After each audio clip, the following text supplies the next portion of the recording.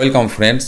পার্শ্ব শিক্ষক শিক্ষিকাদের বেতন সংক্রান্ত দাবি দেওয়ার পাশাপাশি তাদের বিভিন্ন ধরনের ছুটি, বিশেষ করে সিসিএল, এই ধরনের দাবি দীর্ঘদিন ধরে আছে।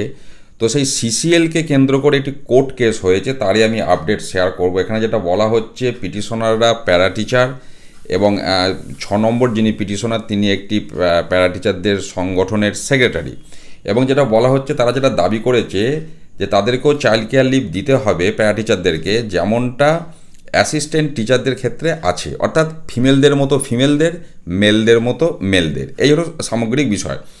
তো তারপরে সেইটা শুনে কোর্ট যেটা বলতে চাইছে যে আপাতত there is no scope for passing any interim order, অর্থাৎ জাস্ট আবেদনের প্রেক্ষিতে কোর্ট কোনো রকম ইন্টারিম অর্ডার দেয়নি। কিন্তু কোর্ট যেটা নির্দেশ দিয়েছে আমি সেটাই এখানে বলতে চাইছি, যে দুই পক্ষকে এফিডেভিট জমা দিতে বলা হচ্ছে এবং অপোজিশন, অর্থাৎ এক্ষেত্রে অপোজিশন মানে রাজ্য সরকার বা শিক্ষা দপ্তর, তো তাদেরকে যেটা বলা হচ্ছে 4 সপ্তাহের মধ্যে রিপ্লাই দিতে হবে, তাদের এফিডেভিট জমা দিতে বলা হচ্ছে। এবং সেইটার পর পিটিশনার যারা রয়েছেন প্যারা টিচাররা, তাদেরকে 2 সপ্তাহের মধ্যে তার রিপ্লাই দিতে বলা হচ্ছে।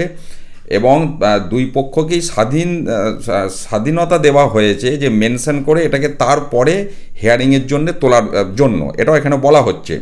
পাশাপাশি পিটিশনারদের যিনি লার্নেড অ্যাডভোকেট, তাকে বলা হচ্ছে রেসপন্ডেন্ট যারা, অর্থাৎ বিরোধী পক্ষ যারা, তাদেরকে ম্যাটারটা জানানোর জন্য বলা হচ্ছে 7 দিনের মধ্যে, যাতে তারা কোর্টের নির্দেশ মতো বাকি কাজকর্মগুলি করতে পারেন, অর্থাৎ এফিডেভিট জমা দেওয়ার বিষয়টি।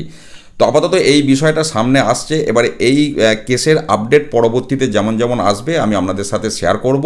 অর্থাৎ পার্শ্ব শিক্ষক শিক্ষিকারা চাইল্ড কেয়ার লিভ মহিলা এবং পুরুষ প্রত্যেকের জন্যই যেমন যেমন পার্মানেন্ট টিচারদের আছে, তেমনটাই একটা আবেদন করেছেন কোর্টের কাছে। সেই আপডেট আমি শেয়ার করলাম আপনাদের সাথে। ভালো থাকুন, সুস্থ থাকুন, ধন্যবাদ।